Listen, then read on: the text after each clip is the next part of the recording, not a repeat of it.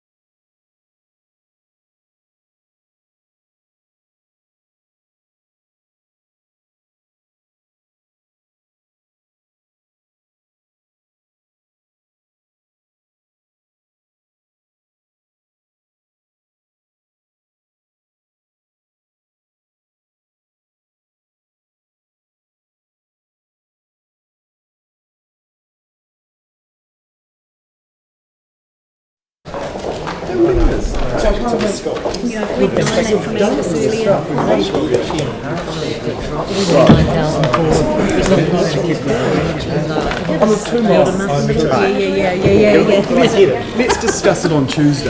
That's what's so. I know, I agree.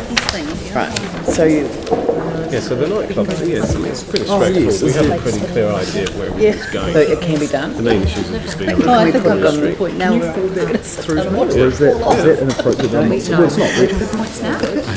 They don't hurt anyone. Oh, I see, right, okay. Well, no, you reviewed the Alright. email. I would. Okay, I think good. Saw on the email. all right, so look, what we're going to do is we'll just start with an overarching debate. That doesn't mean that we don't have opportunities to tidy up some of the wording. I think Andrew and others have handed over some wording changes just to get things clarified and tidied up. So I would like to move the staff recommendations on page 5 of the agenda. So do I have a seconder for that, Raf? And what I'll do is I will open this up for debate, but I'm literally just going to go around the table and invite people to contribute to the debate. And I just want to start with just a brief overview. And I think the first thing that I want to say is that the fundamentals of the proposed plan that we went out to consult on haven't changed. We went out there with an objective to bring down the level of rates increase and to cap it at 5%. We went out there with a promise to put on budget the capital program that we could deliver, but also to look at other ways of delivering our capital requirements. And I think that what the amendments have done today is really capture the essence of what local government is all about, and that is democratic participation and also the provision of future-proofed infrastructure. And if there's any city in the country that knows how important it is to future-proof infrastructure, then it is Christchurch. And I made the point recently at an event that I attended, which Orion was hosting on the completion of their sort of network, which has really future-proofed the city in terms of electricity supply. And I made the point that would a private sector investor focus solely on financial return, would they have authorised the resilience measures that Orion took in the early 90s and are continuing today? And I don't think that the answer to that question would have been yes. I actually think that the public ownership question actually meant that we could forego dividends in return for resilience, and it paid off. It paid off big time, and it paid off in more ways than people realised. It paid off because it wasn't just the amount of asset that was protected, and I used the example of the small substations which cost $6 million to earthquake strengthen. $6 million. They protected up to $60 million worth of asset. But more importantly, the power wasn't off for over 3 months. And I worry about other places that haven't had that approach to future-proofing their assets and actually ensuring that the resilience is built into their networks. Same with roading, the same with other elements, that will confront other cities in the future. So I think from a lessons learned perspective, there is a lot that we have learned here in Christchurch that we're going to be able to share with the rest of the country. But in terms of this annual plan, and I'll come back to my contribution at the end, I think that what we've managed to do with these amendments is to develop an approach which picks up a lot of the features about what is important about living in Christchurch and in the Banks Peninsula, and I want to pick up on some of the recommendations that we're making here in relation to Akaroa Museum and the establishment of a working group to get things actually happening in that area. I do want to mention the Ministry of Health Council Partnership Fund, because I think it probably suffered from, not being accurately portrayed. The Christchurch Earthquake Mayoral Relief Fund was set up when people from all around the country and actually all around the world wanted to make contributions to Christchurch. And the Mayoral Fund was established. It was a relief fund designed to contribute to the rebuilding of the social and physical infrastructure of Christchurch following the earthquakes. For some reason that is beyond my capacity to understand, the previous council decided to put $1 million of that money into the earthquake memorial. It doesn't make sense to me. It never made sense to me. I didn't actually realise that they'd done it. And it was just a small component of a series of recommendations about the initial donations that would be made from the pool of donations. And I don't know whether it was an oversight, whether councillors hadn't really appreciated what it would mean to take $1 million of people's donations and put it into a memorial. That to me was not why people donated to Christchurch. They donated to Christchurch in order to bring about a sense of relief. It was a relief fund. And so my immediate solution, which I started work on last year, was to get the money reinstated to the fund. The difficulty is that the money was already transferred to central government for the earthquake memorial. And so by setting up this new fund, for me, it is really about taking those donations and reinstating them to the relief of Christchurch. And if there's one area, community wellbeing and resilience, that is the area where the people who donated to the fund, I can say to them, thank you. Thank you for donating money to our city. We are still a city that has needs. We are still a city that has requirements in relation to the psychosocial wellbeing. And it was the one area where the Transition Advisory Board said to central government, if you take your eye off the ball, we will not recover. We will not recover if you take the eye off the ball. This is a fantastic opportunity of a new collaborative way of working with central government around wellbeing and resilience, and I welcome it. So I would ask councillors to consider that recommendation in the light of where the true source of the funding is, not the ratepayers of Christchurch, but the people who donated so readily to our city's wellbeing in its time of need. I also want to comment just briefly on one of the items that we're requesting the Chief Executive to report on, and that is to really step up and take full advantage of the Greater Christchurch Regeneration Act 2016.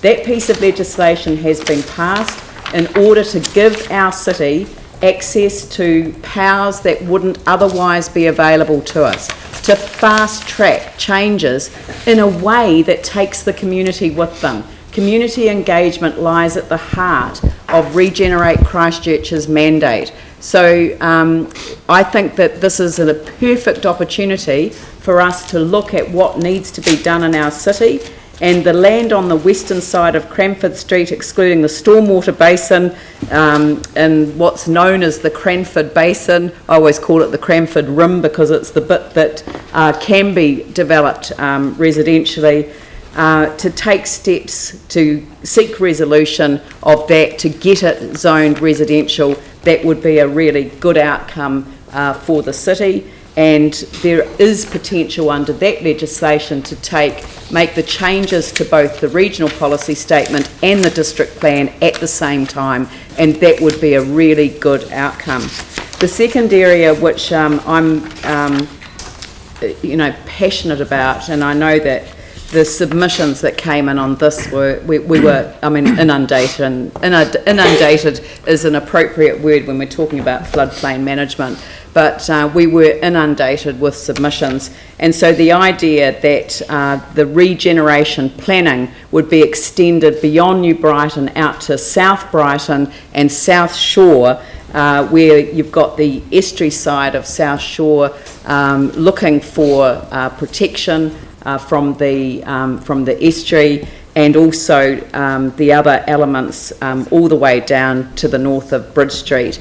Those elements could be dealt with, I think, in a regeneration plan. So we're asking the Chief Executive to report back on how we use the Greater Christchurch Regeneration Act in a way that gives us a sense of security as a city. Again, it's about future-proofing, and it's about ensuring that we get the best outcome. So I'm absolutely pleased that people came forward with such strong submissions in these areas and enable us to think of a new way to operate under a new piece of legislation, and we should grasp that opportunity and really take full advantage of it.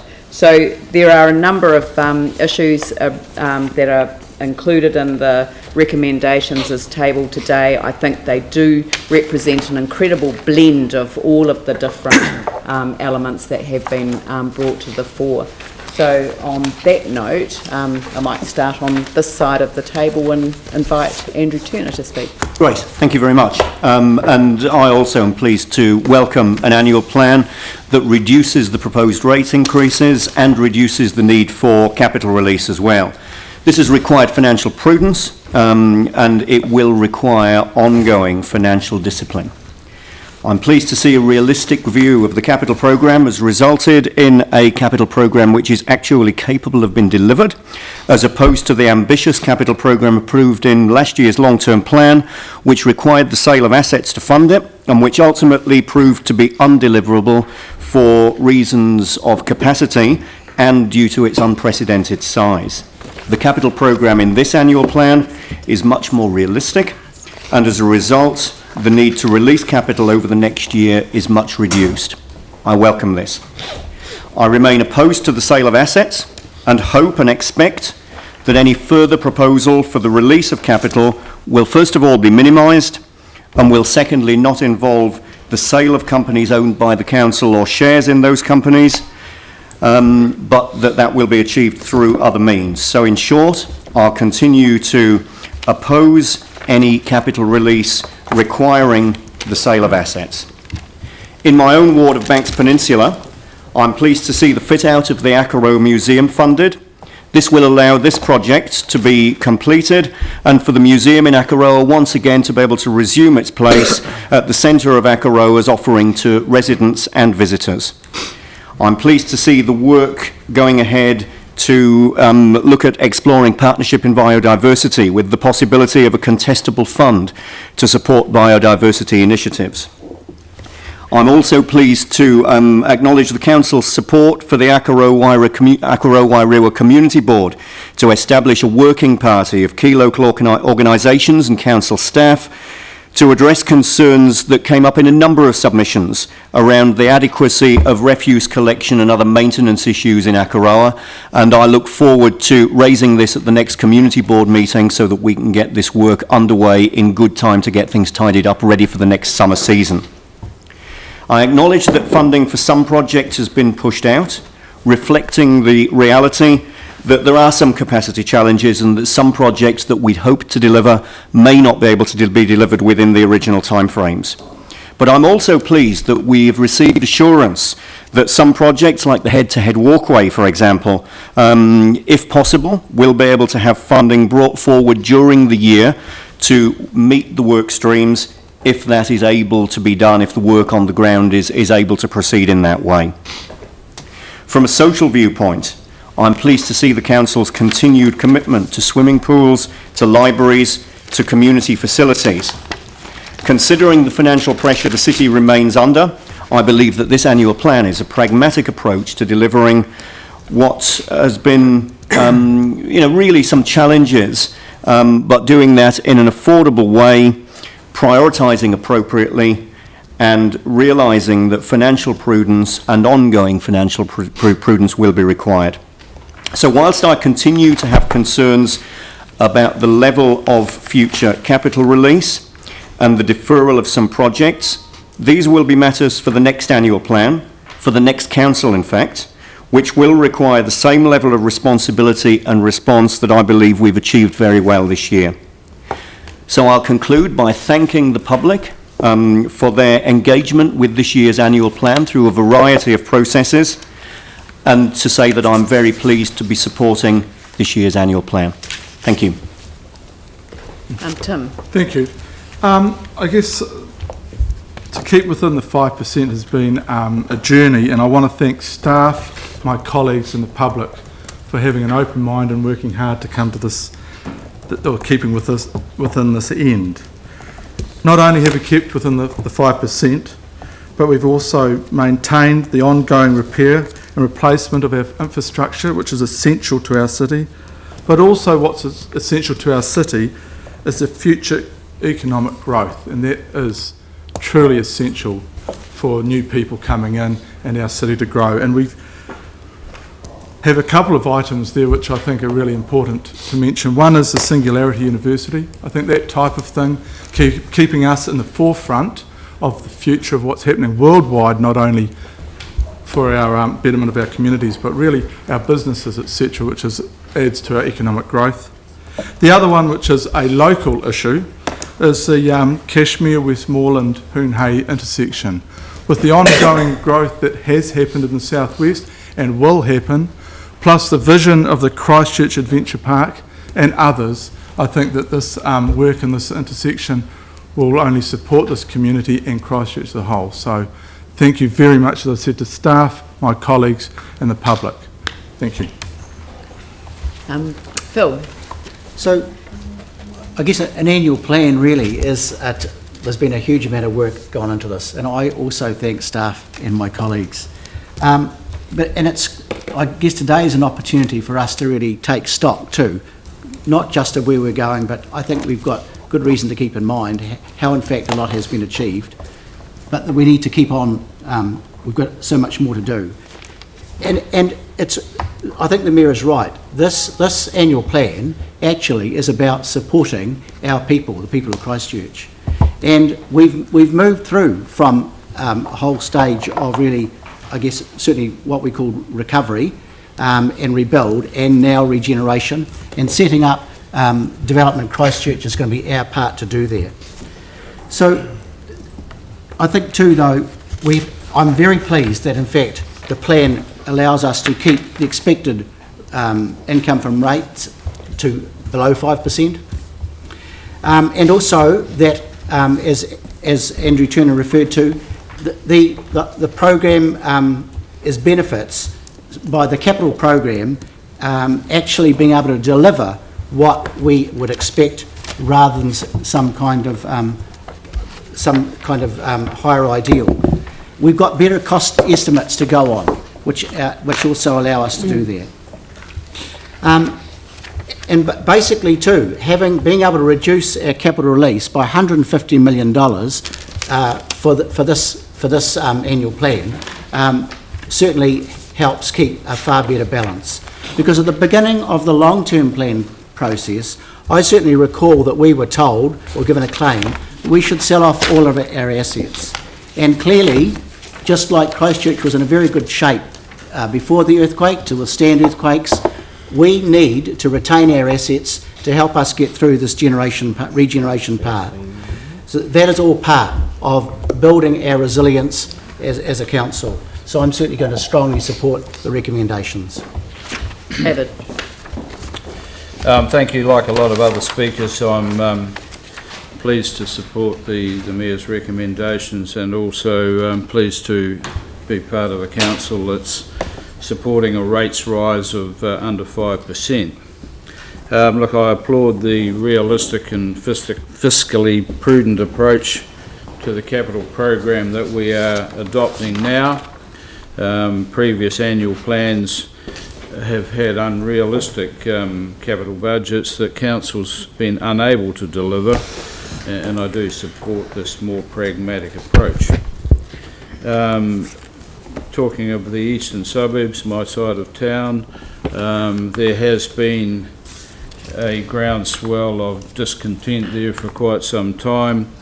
For me, it's been quite pleasing in the long-term plan process last year and the annual plan this year that significant numbers of people in the eastern suburbs have made submissions to firstly the long-term plan, and again this year the annual plan. I know that a number of people, prominent people in our area, have expressed some dissatisfaction, but the reality is it does reflect the frustration of residents about the slow progress and the long-term apparent apathy that some people perceive about the eastern suburbs.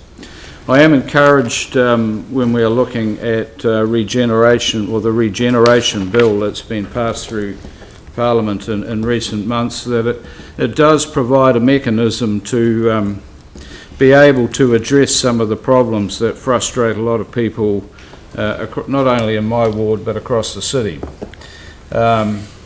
So I'm very much in favour of the portion in the Mayor's recommendation where we embrace the notion of regeneration plans to address some of the issues across the city that have been particularly frustrating. My one concern is that we are going to embrace this new philosophy, but as a council we must make provision in our budgets to actually be able to enact these regeneration plans once they are finalised. The last thing we want to be doing is engaging in another round of talkfest and delays to getting these things done. So in summary, yes, I think this annual plan is very balanced, well structured, and the collegiality around the table and coming to this annual plan has been commendable, and I certainly will be supporting the recommendations going forward. Thank you. Okay, Glenn. Thank you. I too support the recommendations. In the wider context, 1 year on, we now have from the last plan, the establishment of DCL. We have the Greater Christchurch regeneration legislation in place. For places like New Brighton, this, in my view, serves to exist as the best chance for it. It's actually in legislation. I'm not sure how much better the locals could want than to arrest the attention of government, central and local, in such a way. The regeneration process, in my view, has to match the project. So regeneration at its heart means an entirely new thing. So if we're talking about an entirely new thing, then the kind of power dynamic has to flip over from Sarah days. It has to be one that actually takes people with it. On our plan itself, I note as part of feeding into this wider context, the comments already made over under deliverability, the fact that the rating base now is higher than expected, or rather the income from that. You'll note in page 9, reduction of 620 million in the first 3 years of the plan. It pans out to 132 over 10 years. I still have some questions in the plan. For instance, over South Shore, South New Brighton and the Estuary Edge questions. Altogether, that approximately represents a rating income to the city, if we're only talking about that in financial terms, of $1.74 million a year. What are we doing to ensure reasonable protection for the residents there? I still have questions over the proposed sale of City Care, given the net debt to revenue ratio pushing out a lot further and being lower, the under deliverability again in the capital program, and the fact that City Care provides not only a financial but a social dividend, as we saw in the Great River clean-up recently. And you'll hear my views later on the proposal to support the Ministry of Health with mental health. For me, that is fundamental to our recovery, and I will make my views known at that point. Just in conclusion, I think as councillors, it's important that we stay on our toes over not only our decision making but the delegations we've agreed on. So we still live in a city with an amplified hierarchy of needs. People still want the roads, the infrastructure fixed, and we've got to do those things. But when we go and do things like put things in rivers, which attract a lot of attention, that reminds us that we still live in this tension, which isn't always easily resolved, and that we have to stay on our toes and make good decisions, because we have people whose most fundamental needs need to be provided for, and we have others in the city who are wanting to reach for the stars, and it's not an easily resolvable tension, but actually we have to just, as leaders, just stay on our toes. In conclusion, I have an agenda and interest in ensuring greater equilibrium in the city with investment in the east as well as the west. I want to rewrite the balance there, and I would like the city to be united around the Avon or Takaro River corridor, which is arguably our greatest asset. So I'm pleased a year on that we have this legislation and this partnership, this ability to work together, but again, the process must match the projects. We have to ensure that our people are taken along on the journey. Ellie. Thank you. Well, I'm very supportive of the amendments as we see them today. I think when we received advice that getting road and pavement repairs completed is about capacity, is about having the resources to do the work and not about the funding, I was very supportive of a lesser release of capital. I can't question the advice of those who are far more qualified to make that call than I. However, I am supportive of the sale of non-strategic assets if required. None of us, not one of us, has ever promoted the sale of all of our assets, and for anyone to suggest that is just absolute nonsense. It appears, though, that some of my colleagues do tend to vote as a block around the table as a political group, and it's a shame when and if that is done to the detriment of the people of Christchurch. I think basing block voting on political ideology and not necessarily the actual issue by issue, is very dangerous for a city. That said, having a good balance of independent councillors and politically affiliated councillors around the table for this term has actually seen an ability to make decisions that are not necessarily the result of political block voting. And I hope for the next term that that can continue and the resulting collegiality can continue as well. The work that's gone into this annual plan by staff and our Mayor particularly is huge, as has already been acknowledged. And it's satisfying to see people at the centre of this annual plan, whether it's facilities, whether it's keeping the rates increases down as low as possible or keeping fees and charges as low as possible. It is clear that people are once again at the centre of the work that we do. Thank you. Pauline. Thank you. Look, I support this better and more realistic view of the capital program and our timing of delivery. I support the Ministry of Health Partnership Fund. It ties into our resilience policy work, our psychosocial health. It's the basis of strong functioning communities. Partnerships and collaboration give us better bang for buck, someone had to say it. It also applies to my support for biodiversity partnerships as well. Environment is central. Without environment, we actually have nothing. Environment comes first. We must take care of it. I support the flood plan and estuaries edge management resolution priority work. It's already in the land drainage recovery program, but submitters have once again highlighted this. We are sensitive to the difficulties and challenges and to the suffering of residents caught in these areas. I also support the Mount Pleasant Community Centre, the $400,000 for them to complete their project. This is an incredible job that they have done. It's been community-led and they've shouldered most of the finances. So let's also highlight the importance of these community facilities to our psychosocial strength in our communities. The community centres connect people and give us strength. So let's also look for opportunities elsewhere in our communities when we're building these facilities to make sure we get them right, to take opportunities to future-proof them for possible expansion. This is a good plan with rates increases well below what we have predicted last year. We hope to sit around 5% instead of possibly 2% more that we predicted last year. I'm particularly proud of our land drainage recovery program, which is really kicking away and within budget. We're moving from the investigative process through design and now into construction all over the city. It's wonderful to see. And our primary goal is to relieve flooding inside people's homes, and that is an urgent driver.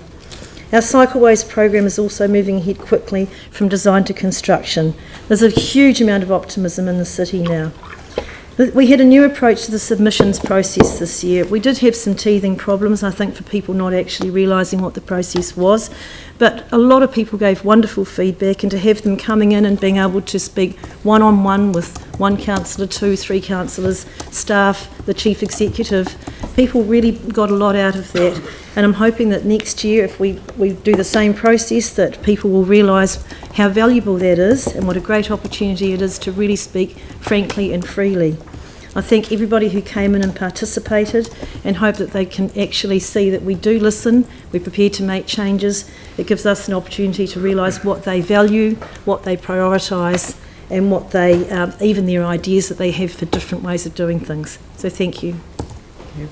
Paul. Finish the last slide. Notes. When we were developing a long-term plan, we were faced with many uncertainties, unknowns, and had to deal with many assumptions. There were some who did not believe that we could deliver a long-term plan that would pass the audit office, but we did. We've actually built back a lot of trust with the community and the government, which enables us to concentrate on what is actually important. And here we are today with a long-term plan that's more realistic, deliverable and pragmatic. We also see that we're able to reduce the amount of capital release, but let's not forget that we currently own more assets now than we did when we first took office. We delisted our water port and brought back 100% ownership of the company to ensure we placed a Canterbury focus on its future direction. By seeing this plan, we continue to offer a hand-up approach to our community, enable them to a more ground-up approach. And that's what we do as a council, and I think that's something we need to continue on and do. We still have a long way to go to bounce back, bounce forward. And actually I look forward to being a part of that process, because we don't want to just bounce back to where we were. We need to go way past where we were and bounce forward to a place that actually makes us, Christchurch, the place where people want to come and live, work, and actually contribute to a great future for this city. Thanks so much. Yes, Yanni. Thank you. In regards to this plan, I think it's in some ways quite misleading to say that it's an annual plan. In fact, the changes in this plan are as significant as what was in our long-term plan in terms of the capital changes. So I think it's an incredibly important annual plan, and that it actually significantly, fundamentally changes our financial strategy. And I just want to commend the work that was done around the capital review in terms of the realism rather than the huge amount of money that was being put on and carried forward. So I think this is a start of a really important process where we actually really have a good look at how we deliver and what we deliver and what the reasonable expectations are. And I think although this plan has started to address some of that, if you go through it, there's still a complete lack of synergy in some areas. For example, we've got money being spent in the Central City Accessible Transport Program where we've got monies and intersection improvements a year or two later, which is a complete duplication. Likewise with some of our master plans, we've got significant money being spent on master plan areas where we've got roading improvements scheduled several years after that as well. So there's still some work, I think, to be done to look at how we get the synergies around spending money. And I think if you look at what the priorities for our capital program are, repairing and rebuilding facilities in communities most affected by the earthquakes, reducing flooding risk, reaffirming our commitment to the eastern suburbs so that outcomes and levels of service are even across the whole city, ensuring that there's good social infrastructure so people feel safe and involved, and there's key facilities, libraries, rec centres and pools, prioritising the repair of our streets, pavements and curbing across suburban areas, particularly the worst affected communities and areas, prioritising spending on water quality, including protecting our groundwater and raising the quality of our urban rivers, and prioritising suburban regeneration while balancing suburban central city projects. I still think we still have a way to go in terms of that continuum. And if you look at just the small amount of money being spent on road renewals, for example, that are in some of the more historic areas of the city, that have older types of curb and channel, and those communities are still getting 4 different types with the skirt repairs. So we need to, I think, continue to be really strategic around how we're investing our money, making sure that when we do the repairs, we actually take a best for the city approach, not a best for government approach, because the best of government approach to date has shown that we've got lowered standards, we don't have modern environmentally friendly designs that cater for communities. We have designs that actually in the long run will cost us a lot more because we'll have to come back and fix them later. So there's a number of things in the plan that I agree with and likewise disagree with, and I guess that we'll get a chance to have a debate around or put some of those amendments shortly. But fundamentally, I think those priorities for me are what's really important, and there will be changes that we do as we go through the process to make sure that those priorities are really at the top of our mind. The other point I want to make is that I am concerned about the match funding going into the government. I actually question why it should be coming out of that budget when this council currently spends quite a significant amount of money towards health and mental health through our grants, our community grants process. So I have no problem with us spending the money that we're already spending on it, but I do worry about the precedent that this sets with government, that to get government to fund the core things that government should be funding, we have to stump up as a council. And I think of the housing issues that we're facing, where we actually have been excluded by central government from being involved in social housing, which seems extraordinary. So I think we need to be mindful of the concerns. I do take on board the Mayor's point, and I actually voted against the money from the council going from the Mayor's Welfare Fund into the Earthquake Memorial because I didn't believe it was a right fit. So I think it is better use of the money going into this. But I do think we should think about the existing budgets that we have rather than additional money coming from other budgets in that regard. So I think just finally the point was made that we should always do what's good for the city, and I think what's good for the city is retaining our assets, retaining our strategic assets. One of my top Instagram posts was the photo of the parking being charged $5 for the first hour in the central city from a private provider. So actually owning public car parking buildings has a huge impact on people. I note just recently in Auckland, people were fined by Wilson's $65 for parking over 15 minutes late in their private car parking building.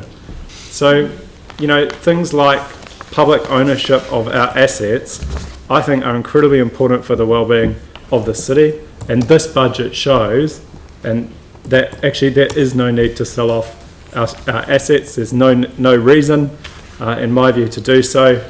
In fact, I can't see what's good for the city in the long run. Maybe there's a short-term gain, but in the long run, I think it will put us at a huge deficit, and it's something that we should avoid. Selling off things that bring in income to spend on things that lose money and require ongoing operational costs of a significant investment, I think is actually not good for the city long term, regardless of which political party I choose to belong to. It's my view, even from a financial sense, there is no case that selling off things that raise revenue and raise money and have a much more wider strategic advantage to a city through social, environmental and cultural well-being as well as economic well-being is the right thing to do. So yeah, thank you. Good. Brad. Thank you. Most of the big issues have been canvassed, but one thing I would say is that I think the process around this annual plan was very good in that councillors set the strategic direction from the beginning to the organisation, and the organisation followed it very well, and I think that's something that I think we can get better at. It's a lot easier for the organisation to develop strategies and policies when they know what the big picture is, rather than councillors making random decisions and random requests throughout the year. So that's good, and I hope that will continue. Clearly the rates have come in just below 5%, which is very encouraging, and I think council could look at actually making that a permanent cap. I think that would send a good message around financial discipline. And the capital programme, I think, is actually the big piece of work in this. you know, we're going to spend $4 to $4.5 billion over the next 10 years, and how we do that is very important, and there has to be room for some savings in that big number. So I think that is a piece of work that will be ongoing. Started last year. We recognised in the long-term plan that that work needed to be done, and we signalled it clearly back then. The external advisory group were very helpful in that process, and I think now we really need to look at how we can deliver that programme in the most efficient way possible. So that's it. I think it's a good annual plan, and I think, you know, we've still got a lot of work to do, but I think we're setting the right course and right direction. Jamie. Thanks. Obviously 5 years on from one of the worst natural disasters that New Zealand's ever seen is always going to put a council in a challenging position. We were very fortunate that we had a strong balance sheet, and we've gone through some pretty interesting times. The challenge obviously with our annual plan is that we are in that process. We're going from the rebuild of a city or the recovery of a city through to the regeneration of a city.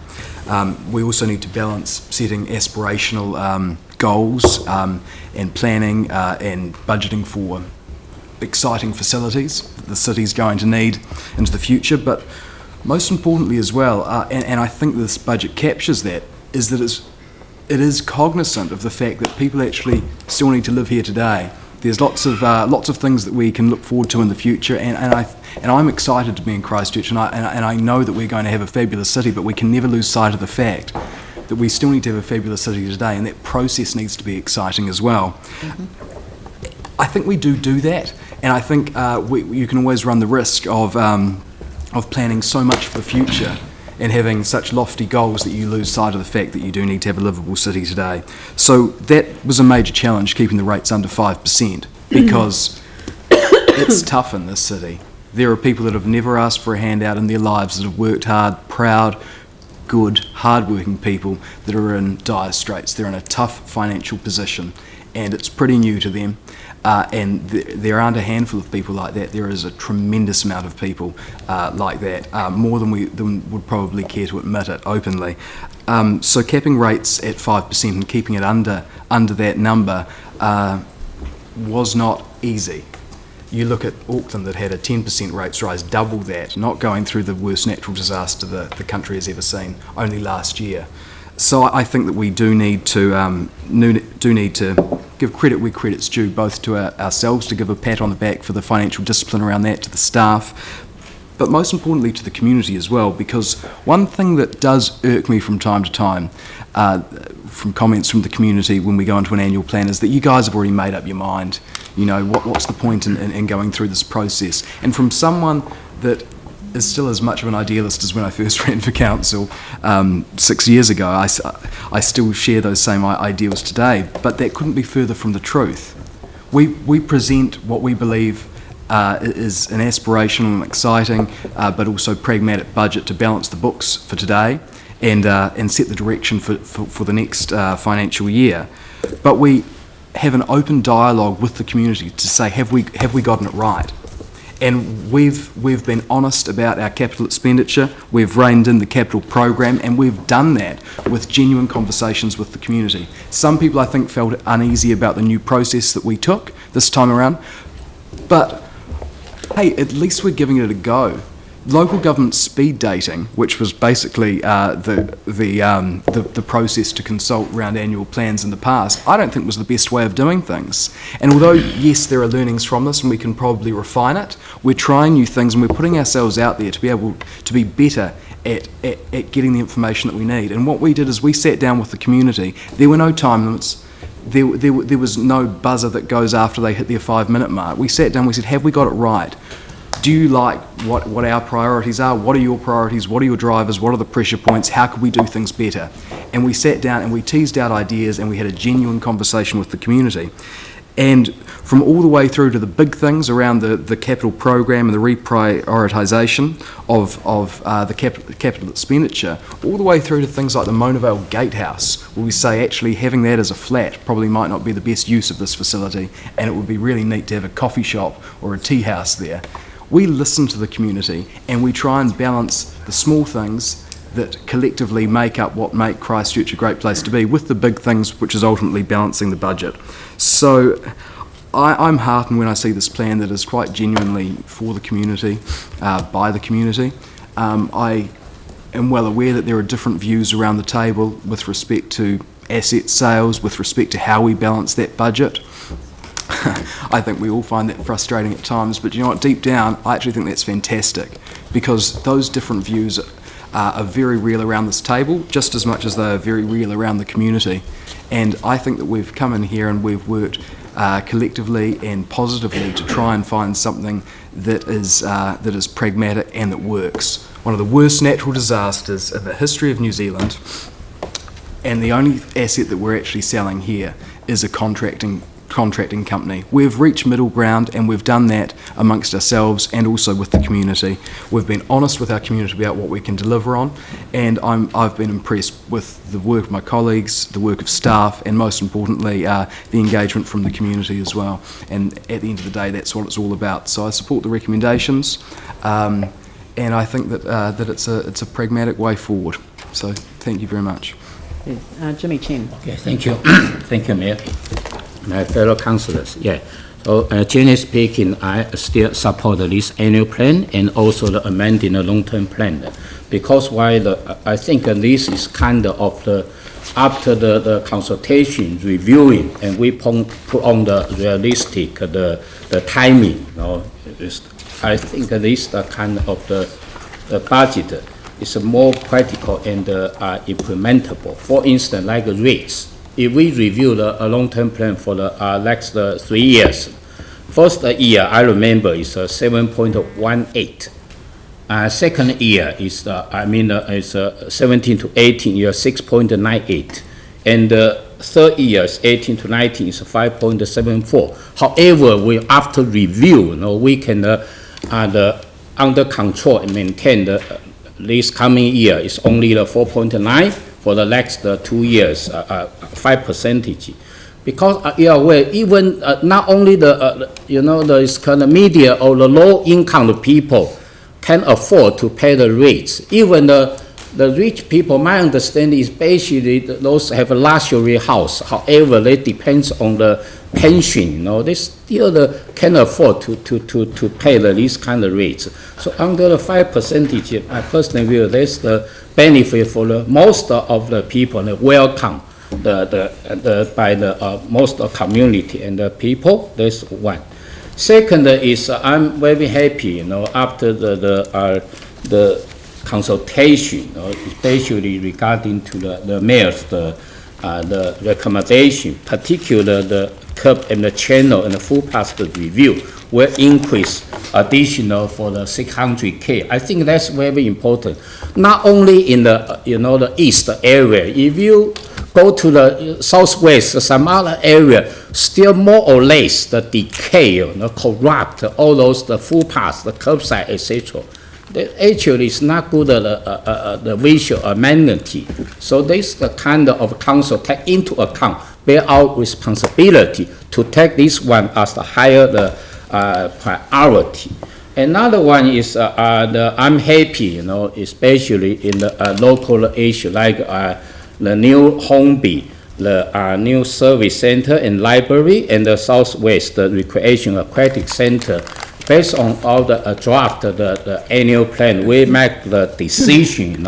These are the open completion date will be kept earlier from the original the long-term plan in the beginning of 2019. I think that's welcomed by most of the people, especially the community facility. Like my fellow councillor, one of the particular mentioned earlier, community facility, no matter library, service center, or the aquatic center, this, my view, is not a nice to have facility. It's necessary, to everyone. That's very crucial. Another one I'm very, the treasure is we kind of consider, the kids and their family regarding the swimming pool in here.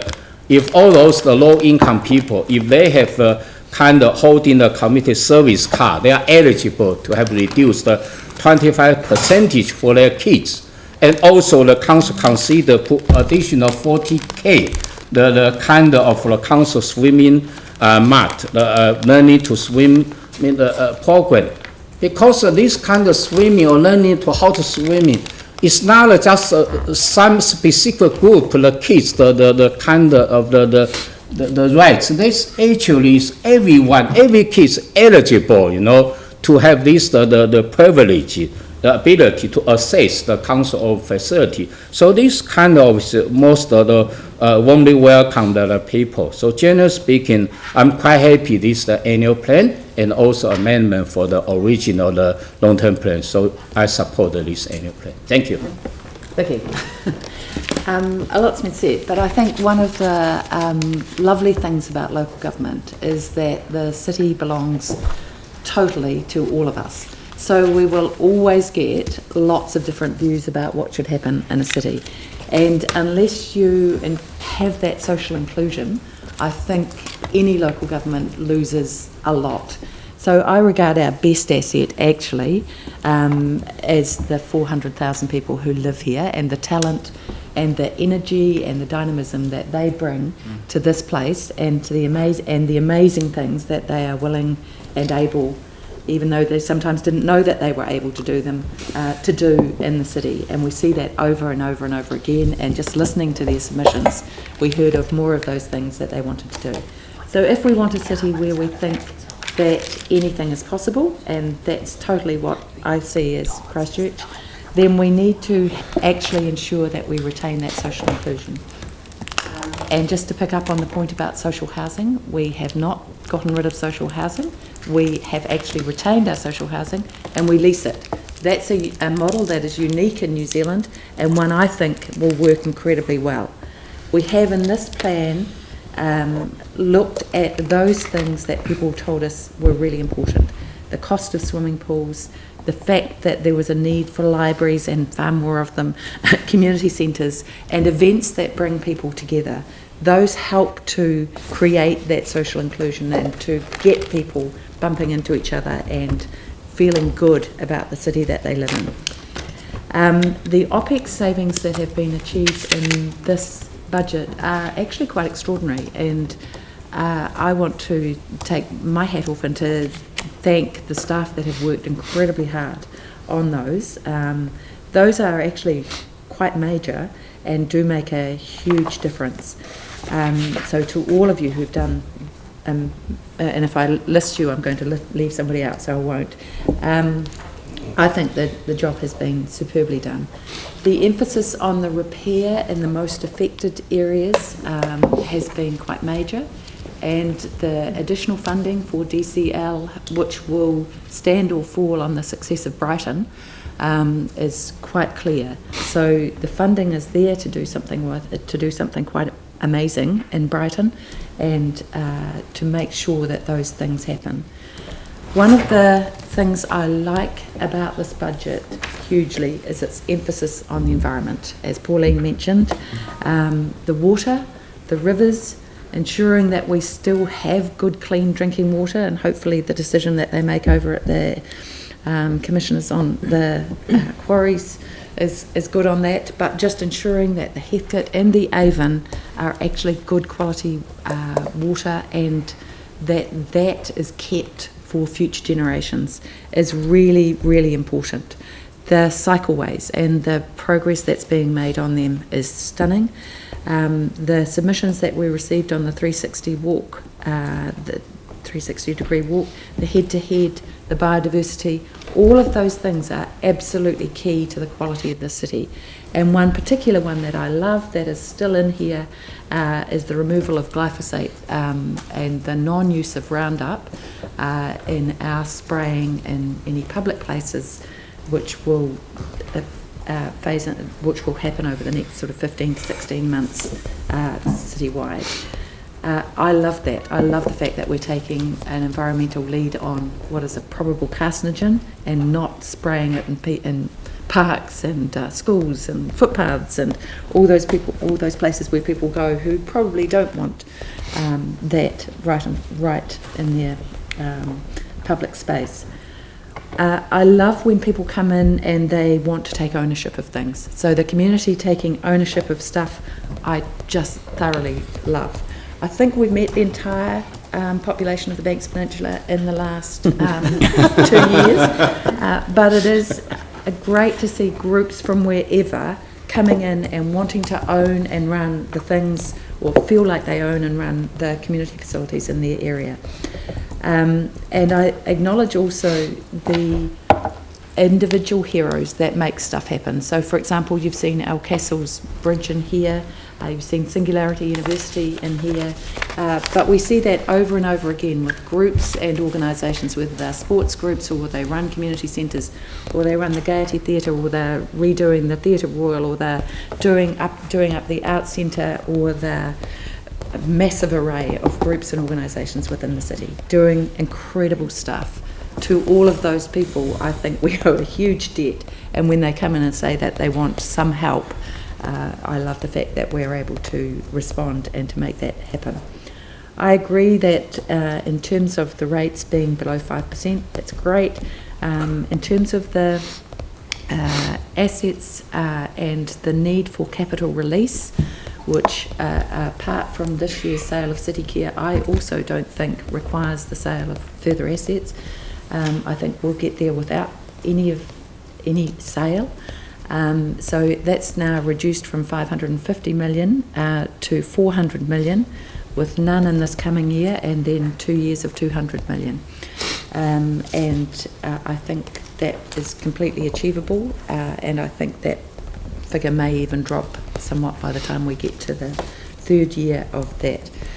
So I'm pleased that we have had what I regard as an excellent process in this annual plan in terms of the way the council laws and the staff have worked together, and to achieve something that achieves a lower rate rise, lower capital release, not from any further asset sales, as I read it, and needed, and actually listens to what the community wants and tells us that they need to make this place a place where anything is possible. Excellent. All right. So what I'm going to propose now is that we adjourn for morning tea, but I just wanted to get a sense from the table, because I know that Yanni's got some late amendments which everyone else managed to get in at an earlier stage, but that's, be it as it may, that's what's happened.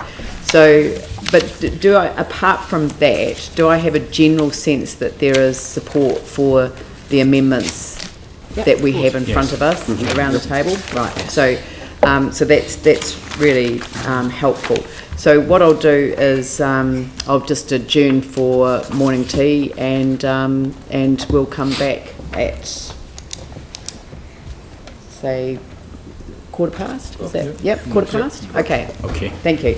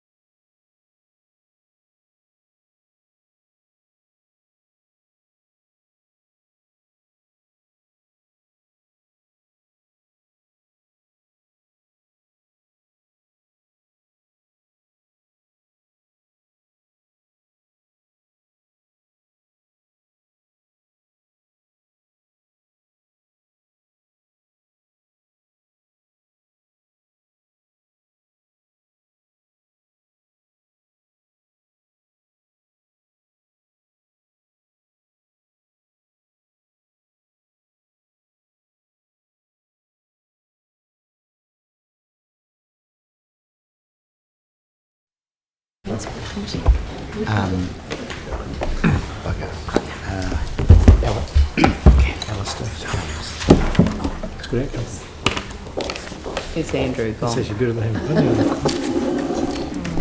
Probably gone for a drink. Sort of is. Just wrote down. Here he is. Oh, true, yeah. Hopefully he's sharing. Did you get me a cup of tea? Thank you. Sorry, I didn't. It's an Irish coffee. The SWIM effect is 0.14. Takes us over the 5%. The SWIM amendment.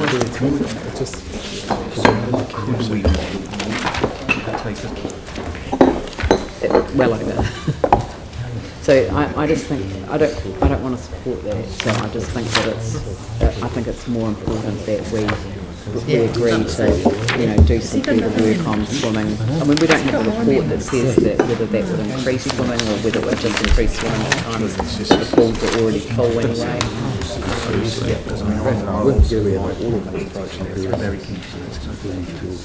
Oh, that's fine, Tim. Yeah, makes no difference. And this is just Yanni's amendment to do with. Yeah, he shouldn't have. He should have given us all of this. I mean, I'd rather just say it's 1.4% on rates. I mean, it puts 0.14, so it takes us over the 5%. So what were we at before? I don't know. So they'll take us all through. I don't know what we're doing by way of. So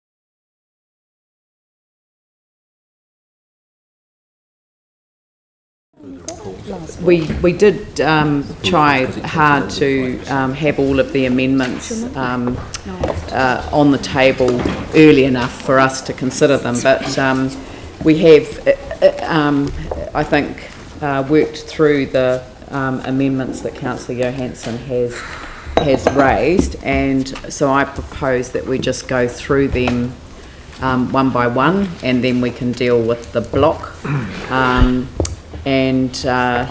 But although what I should do is just deal with number 1 first. So the first one is that we receive, or shall I deal with the amendments first? Because we've got to go back to. No, we've got to consider the amendments first, and then we resume standing orders. That right? Okay.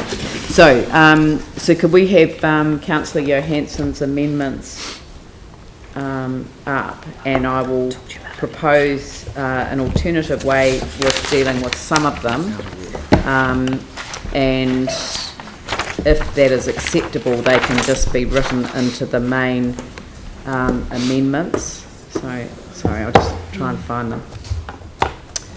Here they are. So, the first one is in relation to the adult swim. Research ones, yeah. Sorry?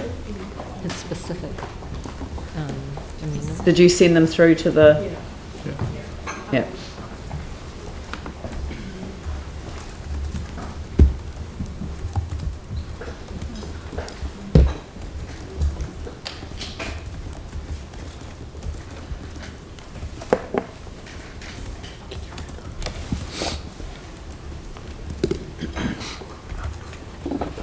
Okay, now the first one, which are a number of amendments in relation to they're swimming pool entry fees and indoor court fees for community use, so that's in relation to our recreational facilities. It's my suggestion that rather than accept something that would put 0.14% on rates and take us over the 5%, my suggestion is that we request that further work be done on entry fees for swimming pools and recreational facility hire, recreational facility court hire, by the end of October, and that will enable the incoming council to consider whether they wish to adjust the swimming fees before summer, and it enables a proper consideration of the impact of the court hire charges. So if that's acceptable to you, Councillor Johansson, then I will add that as a recommendation 3 under fees and charges swimming pools. Can I just ask a clarification of staff? Are we actually able to make changes to the fees and charges outside of the annual plan process? It would have to come through a resolution and amendment. But would it need to go through a separate SCP to consult with the community? To reduce charges? I don't think so.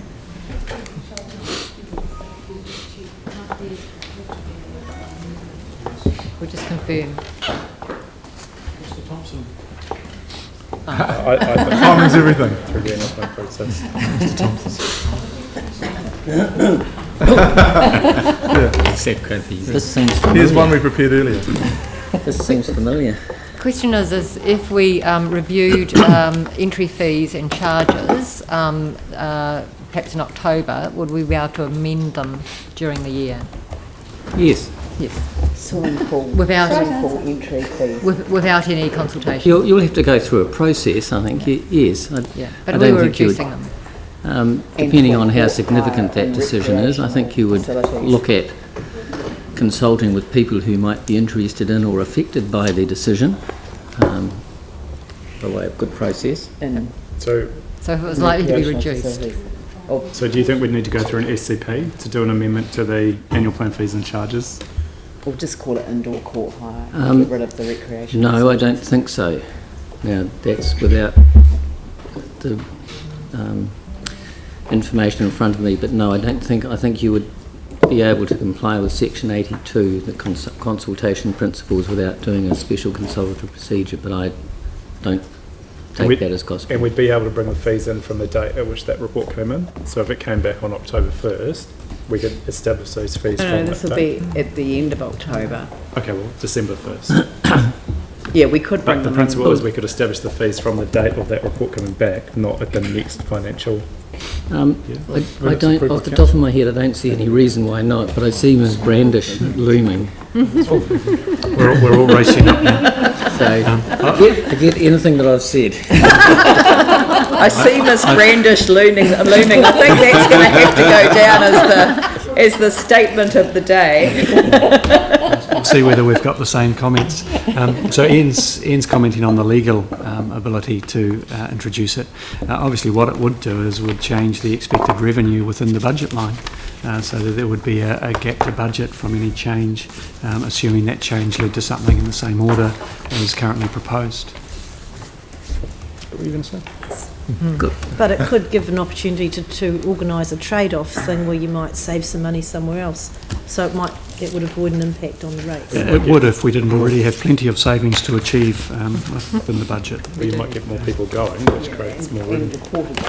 It also puts up costs. Yeah, operating costs, so that decisions on fees and charges can be made in the 2016-17 year.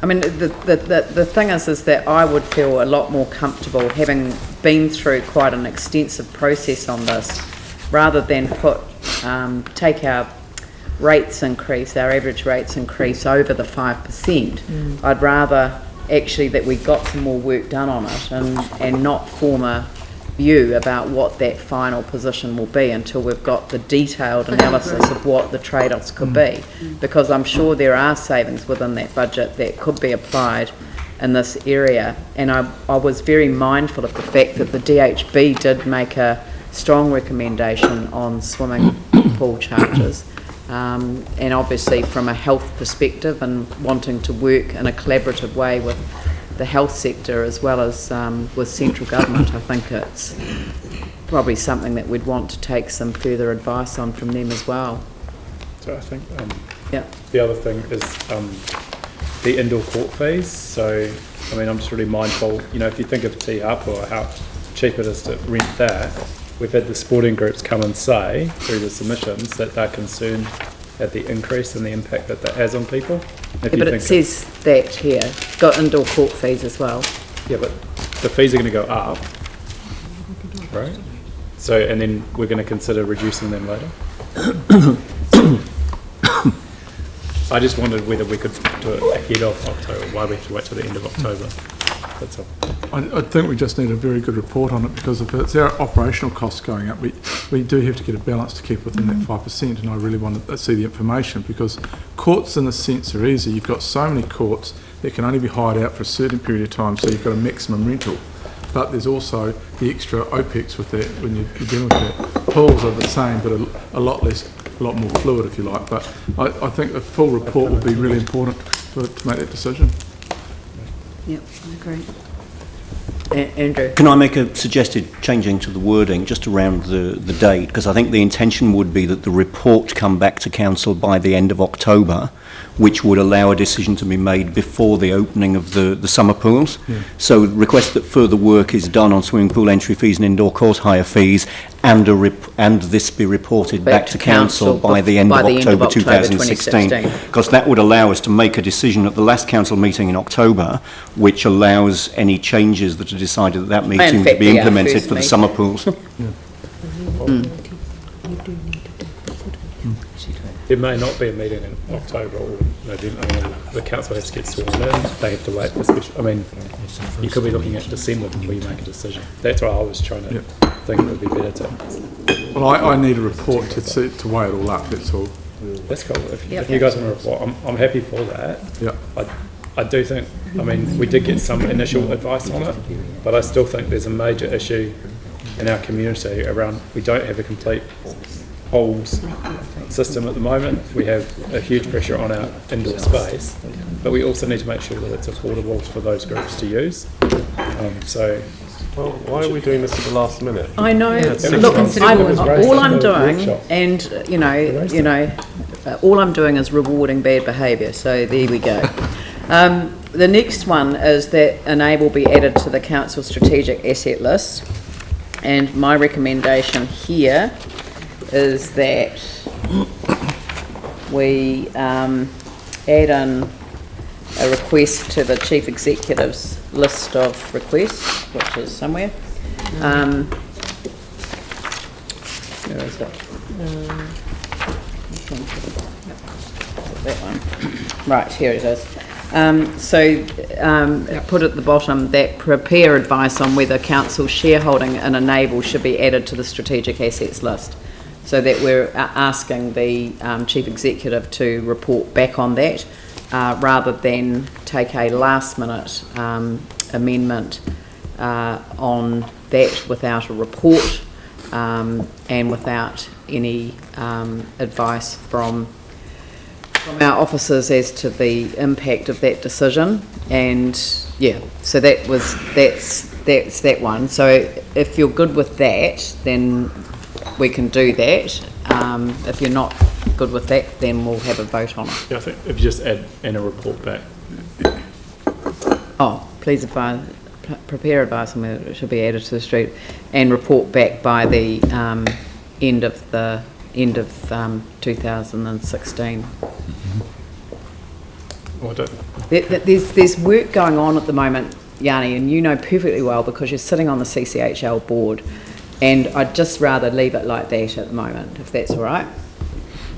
Oh, thank you. I have a question over this, whether, kind of on the counter to it, was advice along the same lines ever taken when certain assets were removed from the strategic assets list? Consulted on it last year in the long-term plan. We consulted on assets full stop, but we didn't actually consult, when it came down to it, on taking certain assets off the strategic... Yes, we did. That was the particular focus of the long-term plan public engagement. The consultation document made it crystal clear that the majority of us felt that there had to be a discussion about what was strategic and what was not.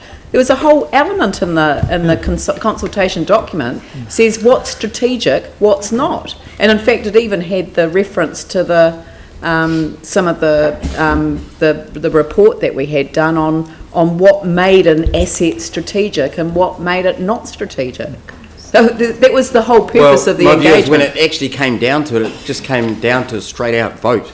Do you want to take these off or not? We didn't go down this path of asking for a report, but the which thing is the other side of the equation. Yeah, I know that, but one of your colleagues has moved an amendment, and I'm asking whether this is sufficient to deal with the amendment. And is that sufficient for you, Yanni? So can I just check on the point that was made? Because, okay, you want more advice. A submitter made a submission. So what was the staff advice back to that submitter on that submission? That we consulted on it in the LTP and took it off the strategic asset list. No, so the submitter through this process said, could you relist it as a strategic asset?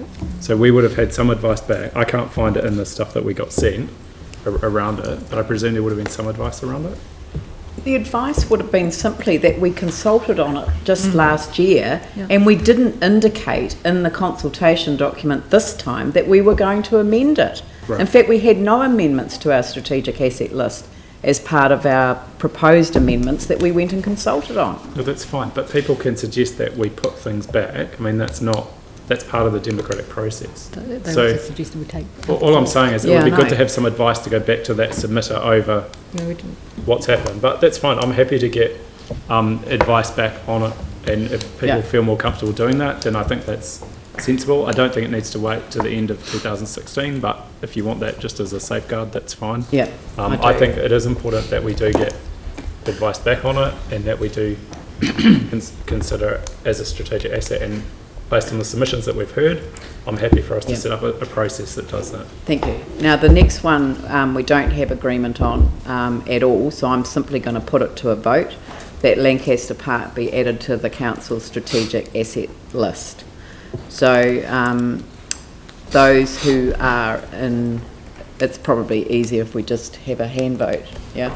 Sorry, can we just be clear what it is? Is it the ground of Lancaster Park? Is it the field upon, which the sports It's the were played? area known as Lancaster Park. Is it the buildings that are It's what we contained? own at Lancaster Park be added to the council's strategic asset list. So it's the land and the buildings. Including the structures Including on the the land. buildings which are not. I'm actually really uncomfortable actually.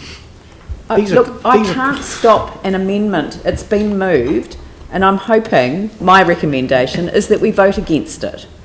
That's my recommendation to the meeting. So those who are in favour of adding Lancaster Park in its presented form to the council's strategic asset list, because they think it's a strategic asset, put up your hand. Those opposed?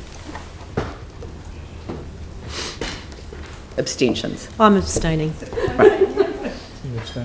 Thank you. That's lost. That Ashmore Street be added to the street renewal program for the 2016-17 financial year. Do we want a comment on that from staff? Staff have been out to have a look at Ashmore Street, and it wouldn't actually hit on the high priority of lists of other streets that you would get. So if you decided that way, basically it would bump another job up. But basically, looking at that and the condition of those roads, but we've got a lot of roads out there with deep dish channels, we've got a lot of roads that are widened. So basically, it would mean we would bump out something that we considered had a higher priority. So I thought that we'd taken renewals off the agenda for the priority to be given to earthquake damage. And that budget is where it's going, and that doesn't, I've been doing that, so it doesn't have earthquake. And Ashmore Street's had its earthquake damage repaired, is that correct? Yeah, that's the issue. It's got 4 different types of curb and channel. It floods and it's stagnant for mosquitoes. So I'm not going to take any debate on it because we've all got streets we've like all this. got streets like this. And dozens and some now, okay, so the question, I just wanted to ask a question. No, I want you to move that. Well, I'm happy to move it. Who seconds it? It's failed for the want of a seconder. Thank you. Can I just have a question on the curb and channel one? No, you can't, because that's dealt with now. Well, why can't we ask questions? No, we've just dealt with your amendment. Look, Yanni, we are in this position because everyone agreed to submit their amendments on Friday and at the very latest yesterday. You have put these amendments on the table at the last minute. Now, the standing orders require me to accept your amendments, but you really have let down the entire team today by doing this. And it could have been dealt with as a proper part of the process, but you have chosen to do it your way. That's fine. I'm dealing with it. So now we move on to Linwood Woolston Pool, and the proposal here is, rather than putting money on the budget before we've got a site selection completed, that we pass a resolution as part of the standard amendments that as a matter of priority, the high-level scope and site selection, including community consultation, will be completed by the end of the calendar year, and a report provided to council for bringing forward funding for the project. Move it. No. If this is acceptable, it will become part of the standard amendment. What effect does this have on our budgets and on? This doesn't have an effect on our budget because the work program deals with the high-level scope and site selection process to be commenced now. So there are no financial considerations? David can... The real issue is the resources available to do it is the real issue, and we've got the metro in that area, we've got the southwest, so it's actually getting that resources to deliver that, I think, and look, maybe we've got people from REC, it would have to go externally. We haven't got capacity to do that by the end of the calendar year. So there is not capacity. By the end of this year, we haven't got capacity to do that. We're having consultation around this. So we need. We don't need to do it all. Or extra budget. But we don't need to do it all. As well as the southeast, but you're not taking our place. Well, sorry, that's the opposite of what Dave's just told us, so... Well, Dave can talk about the rebuild side, we're talking about the operational side Yeah. and the consultation and the side. So we need to bring in more capacity to be able to do that on the operational side. Can I ask a question? What is the money that's already allocated there for now? It's around 40? 49,000, So what's that actually tagged for? that's right. Is that for consultation and scope and site? The advice that I've got is that we are trying to work through a high-level scope document to decide what it is, and then that would then be able to say, then you can select a variety of sites. So you're already doing a Sorry? high-level scope? Yeah. Yeah. We haven't got the high-level scope together. No, but you're undertaking it currently. And you've got the funding for that? Basically, it'll come from Sport and Rec, and when I say Sport and Rec are involved fully in the Metro in the short term, or probably a bit longer than that, so I'm not sure. Oh, we can't do this on the hoof. No, but there's already money there. I want to know what it's for, exactly. acceptable. So not by the calendar year. It's too much pressure on RSU and having the capacity to do that and the consultation by the calendar. Okay. Yeah, I think we'll listen to Let's just staff. move on. You know, this is... Can we just find out It's a actually bad process. what would be achievable then? Would it be Yes. by the end of the financial year? Yeah. Could we get a report on a timeline? It's this one. Yeah. Why don't we say here that is a matter of priority. Staff prepare a timeline for scope, site selection, community consultation, but that the council commits to bringing forward funding for the project when it's ready to go. Yep. So that we're making a commitment now that we're going to put the money on the budget at the time that the project is ready to go, but we want to create a sense of priority and momentum around it. You know, I think that there's a feeling in Linwood, Woolston, and both Paul and Yanni have really made the case for this, that other pools are getting a priority over this, and this was a priority before the earthquakes, and it was. Very much so. I think I signed the petition myself when I was an MP, so... We don't feel like the southwest one is getting a priority over this at all. No.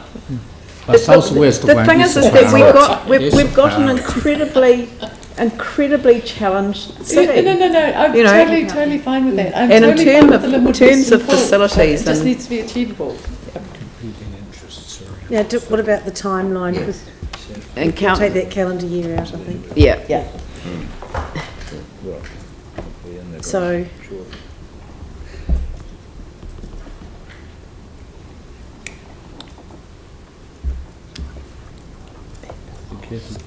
Are we going to mention timeline? Oh, sorry. Yeah, to prepare a timeline with the high-level scope and site selection for bringing forward funding for the project. Yeah. Look, I think I can support this, and I'm assuming from staff comments that they can do this. I'm mindful that previously, a few minutes ago, each of us thanked staff for the huge amount of work they've done. And staff have indicated, in fact, this will may put them under pressure. I've gathered that they can do this, but I think it's really important to be mindful of the huge amount of work that our staff have done in the preparation of this annual plan. We were told that it wasn't to do with money, and it wasn't. So, Yeah. But it is. Excuse me, I'm not having a debate about it. So are we good with the phrasing here? Maybe just have to approach it as a matter of urgency. That is a matter of urgency rather than priority. That Oh, God, I think we're splitting here. matter of urgency. Yeah. Can I just be clear on that? That doesn't push anything else down the priority list. No, this is the timeline. Yeah, the three pools that we're working on, help me here, David, but we've got the Metro, we've got Eastern, we've got Hornby sitting in there already at this point in time. Mr. Bailey. So, Mary's definitely been communicating that there are significant challenges at the moment to be involved and deliver some of the work that is currently active. The proposal of being able to prepare a timeline for the high-level scope and site selection, probably excluding the community consultation, and bring that back for endorsement and critique by council so they know when the work's going to be occurring and when we can start funding that work would be achievable.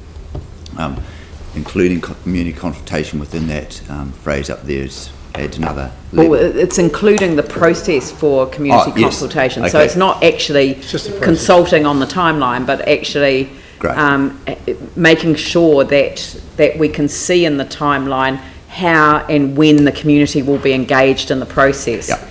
Because there was a sense that we could go to the community once rather than twice. Yeah. You know, because in the Eastern Sport and Rec, we've gone for site selection, we've gone for scope, you know, and they're separate consultations, and we used different processes, and then that created an issue. So I think it would be quite good if we could bring the two together so that scope and site are sort of consulted on at the same time. Yeah, thanks for that clarity. Yeah, cool. So can I just be really clear that doing this does not in any way impact on the speed of the delivery of the Southwest Leisure Centre? This would have to be new and additional work and not be impacting on the current workloads. So you can't actually give that guarantee because you don't actually know, because this is like, it's just... No, we've got money on budget for but doing work we're talking on about capacity, not... Yeah. There's money on budget already. There's Yeah, but we're talking about $49,000 staff. should be able to complete this work. We're talking about staff capacity as well. Yeah, and so that's, if there's funding attached to this to be able to complete the work, then the work can be done. Okay. All right, so that's that one. And the last one was the... Oh, it's disappeared.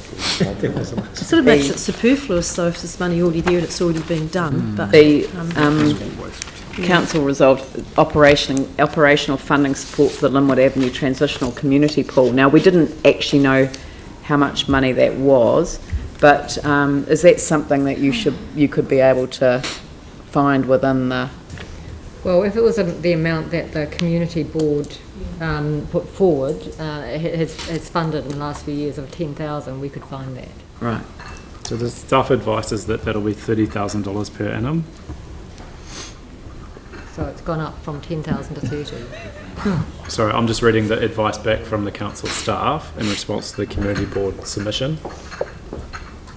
Should council support this level of service, the resolution should not indicate a potential contractor or a type of organisation. It will require council to set aside $30,000 per annum.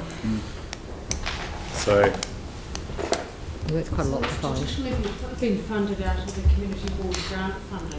Yeah, I was just going to say, we have the same situation with Pegasus with a $2 pool, and we funded out of our DRF. All right, so I'm going to have to ask you to move it, Yanni. Yeah, that's fine. Do I have a seconder? I'll second. Paul, I will put the motion, all those, Excuse me, if I could put a comment. With the funding approaches that are occurring at the moment, if council is an operational grant to a facility, effectively contracts a grant, the type of responsibilities that council then holds over the quality of what occurs dramatically shifts. And it shifts into the accountability that the standards of how the service is delivered which is can why occur we shouldn't be differently doing this. than when you're dealing with the funding of a volunteer organisation. And so the differences between doing a community board grant is different from us taking over the operational funding. Yeah. So thank you, that's very timely advice. So my recommendation to council is that we do not accept this amendment. So I will put that motion. All those in favour, lift your hand. Oh, can I withdraw now? Right. And, right, so that's lost.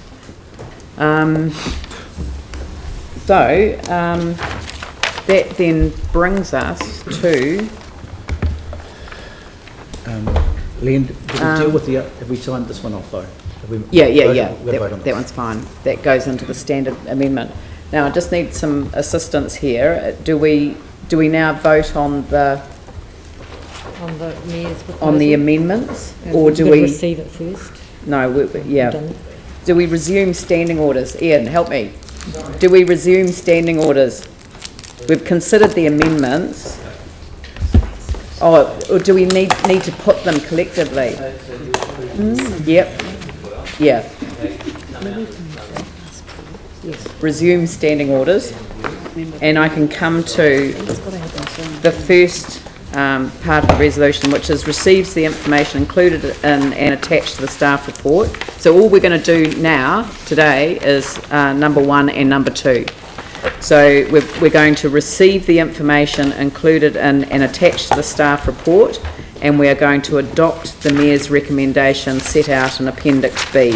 And that is where we stop, because the rates impact still has to be worked out and clarified, and we still need to get the audit office report. So that'll come back to the meeting on Thursday, and we'll conclude all of the other items on the agenda as first up. So we'll just adjourn this meeting until Thursday. And there'll be no more later amendments accepted? No, you can't. You can't now. They're all dealt with. Right. So I've moved, and Raf has seconded the staff recommendations. So can we ask questions? Like when we're able to ask questions? We've been through all of this. We agreed a process, Yanni. We agreed a process that we would have a general... yeah, no, but just in terms of a question on one, like, we haven't had any We've chance received the information and included in the staff, but we've done nothing but discuss this for the last few weeks. I'm at a loss. Same. So, in terms of number 1, I just wanted to check, because one of the criticisms that was made through the process was the response back to the individual submitters. So I just wanted to check if we're receiving the information that we've been sent around the staff response to go back to the submitters in more detail. And also, there are a number of submissions that have been made that aren't captured in the staff response, and whether they're going to get an individual response. Yanni, we agreed a new process around how we were going to report back, that we didn't want we were having a general report back through the this time rather than specific to each individual one, because they weren't, we agreed a process. Okay. We also agreed that we would review the process, which we are in the process of doing at the moment. And all of you have been sent a questionnaire, which I hope you've all filled in. Yep. And I hope you all have filled it in. I've certainly filled mine in. I know that Di Keenan and some of the team are going to meet with some community representatives tonight to get some community feedback on the process that we used. And I think Pauline raised it in her comments, and I thought they were quite good, that we probably need to get a balance between the standard way and the new way, so that we can actually encourage a wider range of people to engage in ways that are suitable to them, but also have a standard submissions process as well. So it's kind of learning as we're going, but I think we're on track. But I remember receiving a letter back from the council telling me how my individual submission had been dealt with in the past, and it told me nothing. We want to engage a lot more clearly with people and give them some feedback. I think the amendments that we're moving will actually change the nature of what we report back to people quite significantly, because we've picked up so many of the submissions and requesting further reports or amendments to the thing. I think this has been a really much better process than the first annual plan process. Anyway, so... Excuse me, Leanne, yes. we have made that change that we discussed beforehand in your amendments with regards to the DCs. Before we adopt it. Yes. Yeah, can we just make sure that amendment so has can been you made, scroll through? Yeah, so if you could just highlight number, because we did make another amendment, and as I said, some people have made sort of some minor technical amendments to wording without changing anything fundamental, but this one asks for some work to be done on development contributions. Here it is. So review the council's rates postponement policy to ensure the current criteria and conditions are fit for purpose and consistent with the policy's primary objective to assist older residents on fixed incomes, manage their rates liabilities, and investigate whether this is appropriate also for development contributions for the traditional granny flat. Thank you. And that has picked up two things. One is Councillor Mangy's concerns that with the hardship label applying to the rates postponement policy, that actually it's too hard for people to access something which actually could be made much simpler and much more accessible, and that picks up the DCs on the traditional granny flat as well, because I think that's quite a good point to add. Thank you. David, did you? Yeah, look, just in that additional additional content to your recommendation that's come up today, and the first bullet point there. How do we know, or how do we account for any budget that may necessitate following a regeneration plan? Sorry? Well, we're promoting using the Regeneration Act to look at Cranford Street particularly, and flood and estuary edge management issues. Where's the mechanism for a budget for that lie? Because it depends on who does the consultation. So if it's a Section 71 process, then the engagement will be, the consultation is simply by notification in the newspaper and the calling of submissions, and that's done by the Minister. So, and all of the work has been done on Cranford anyway, so it's all good to go. The strategic partners are all consulted by Regenerate Christchurch, which actually makes the submission through to the Minister.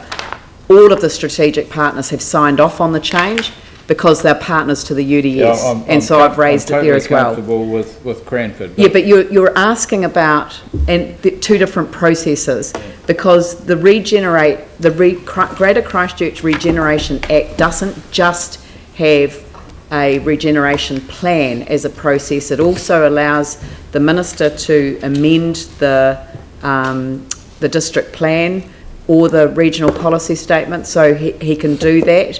And that may be part of a solution that we're looking for in parts of the area that you're highlighting as well. So we don't know until we get the work done whether it's a Section 71 or whether it's a regeneration plan. And I think that there are components of both areas that would be amenable to both options. I agree with you entirely there. My question probably stems around when the regeneration plan is complete and it's identified work that needs to be done, what budget do we have to enact a regeneration plan? And well, in my view, when you're talking about South Shore, South Brighton, and that bit that's north of Bridge Street as well, then you've got the land drainage recovery program.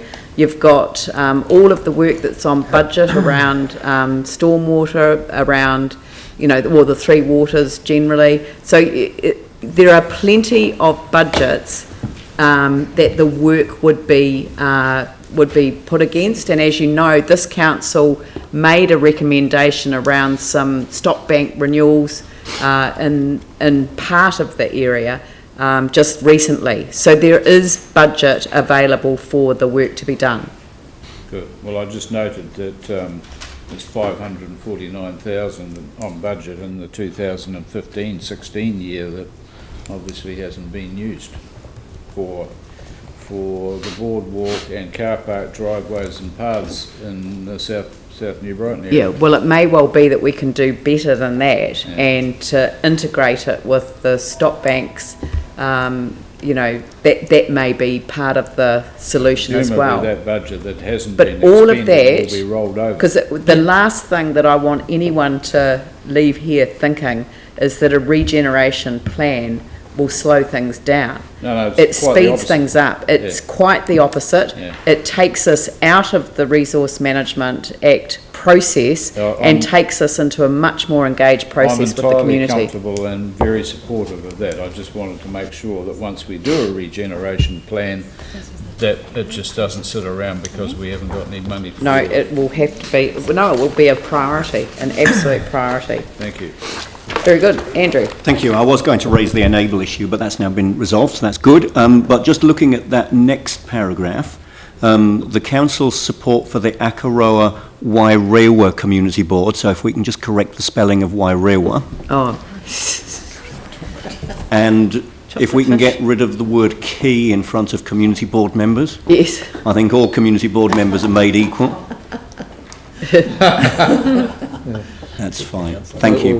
Yeah. All right. Okay, so I'll put that motion. All those in favour say aye. Aye.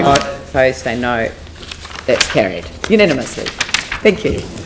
And now, would you like me to adjourn the meeting till Thursday? And what shall I adjourn it to 9:30, or shall I adjourn it to 9 o'clock and we'll deal with this first? 9 o'clock. Okay, we'll adjourn till 9 o'clock Thursday. Thank you. Well done.